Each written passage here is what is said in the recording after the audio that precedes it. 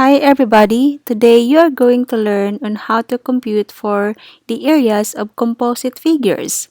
This is not really a new concept. In fact, this is just a continuation about the areas of polygons such as square, triangle, rectangle, or trapezoid. So it is very important to know on how to find the areas of these shapes. At the end of the lessons, students will learn on how to compute for composite areas. But what is a composite figure?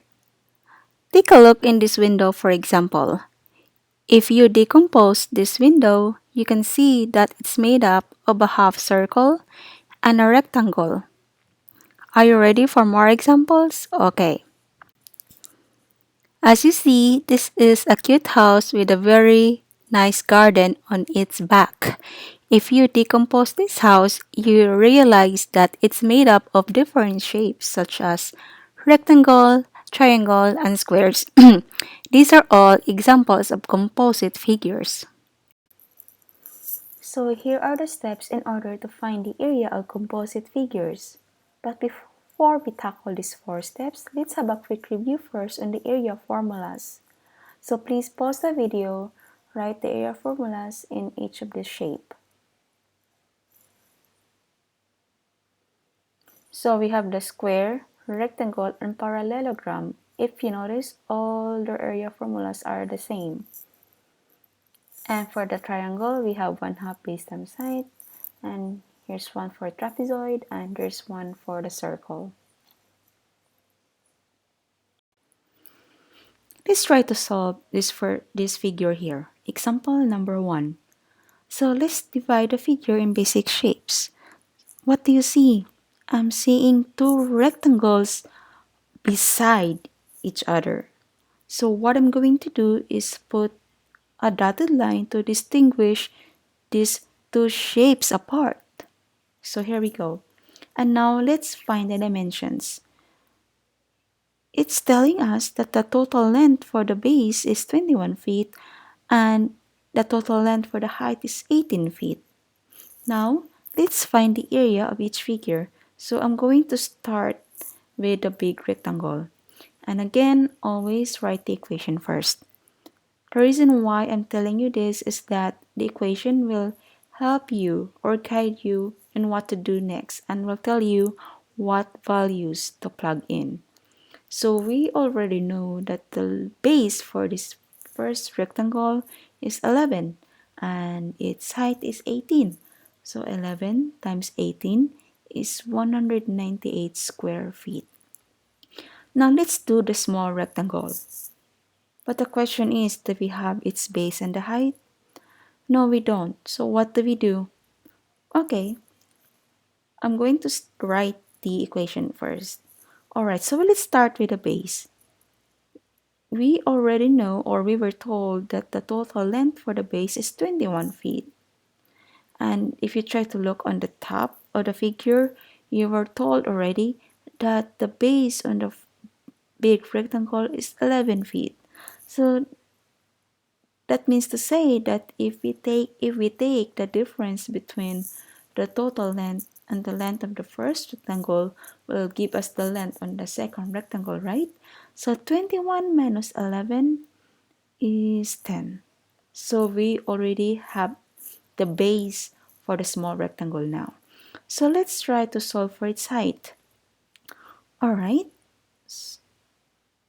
So we were told that the total height for this entire shape is 18. And if you look on the middle, you can see that there's a dimension there that says 6 feet. Now let's take the difference between the two numbers, and that should give you the height for the small rectangle, which is 12 feet. Now we are ready to plug in the values. So base is 10 and height is 12. So 10 times 12 gives you 120 square feet. Now what do we do next? Of course, let's add the areas all together. So total area is 198 plus 120, and that gives us 318 square feet. So I'm pretty sure some did this in a different way, but for the discussion purposes, I'm going to show you guys on how to do it the other way around. But as long as you have the right dimensions and you know what size to multiply, it should still give you the same answer. Okay, let's try that one. Again, let's divide the figures in basic shape. So I'm seeing two rectangles here on top of each other. So I'm going to put a dotted line just to distinguish each other. And now let's write the equation on the first or on the top rectangle, which is base times the height. So we know that its base, if you look on the top, it says 11 feet and its height is 6 feet if you look to your right. So base times height is 11 times 6. So 11 times 6 is 66 square feet. Now how about for the lower rectangle? Do we have the base? Yes, we do, which that is 21 feet. But how about for the height? Okay, so again, I'm going to start this problem by writing down the equation. Our height, okay, so we were told that our total height is 18, and we were told that the height for the top rectangle is 6. So 18 minus 6 gives us 12. So let's plug in the values.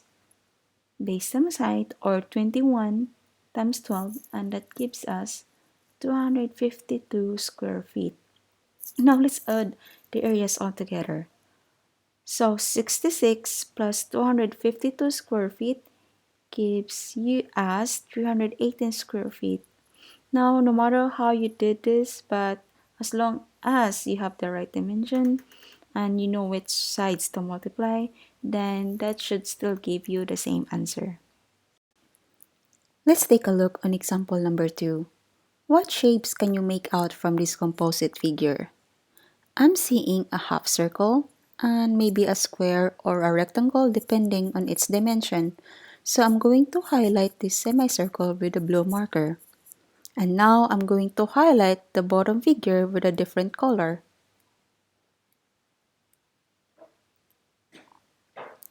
Now let's check for its dimension.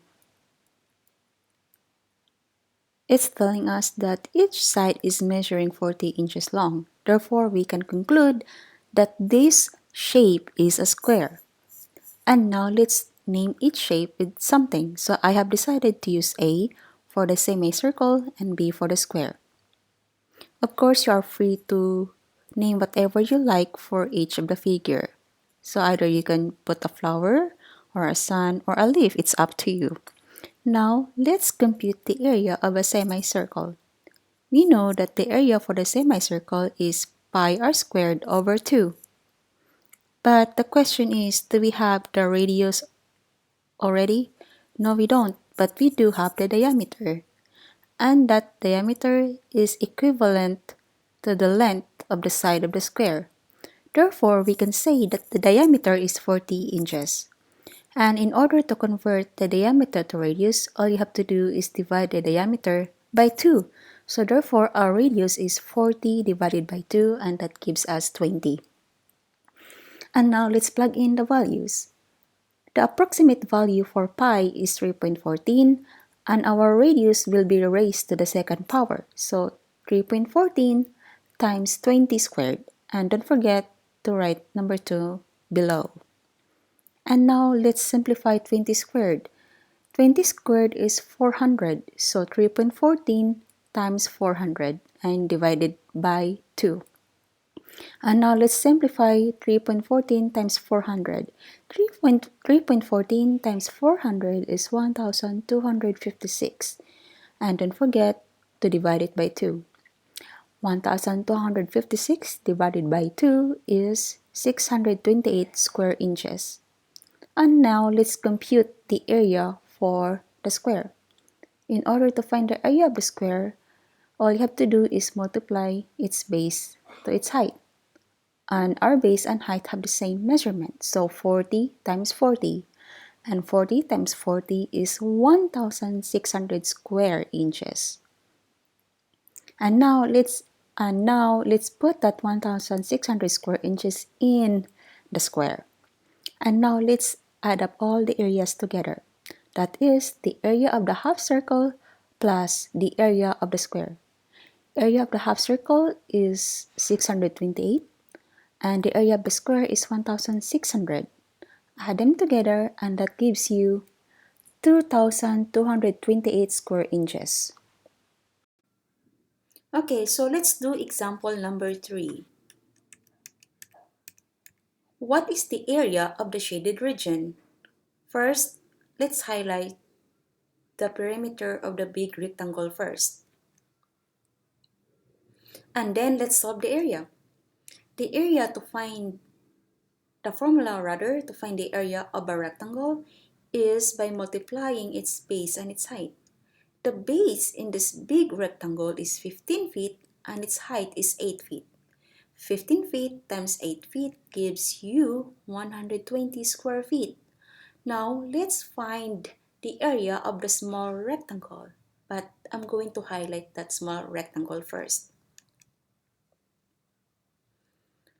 The base of the small rectangle is 3 feet and its height is 5 feet.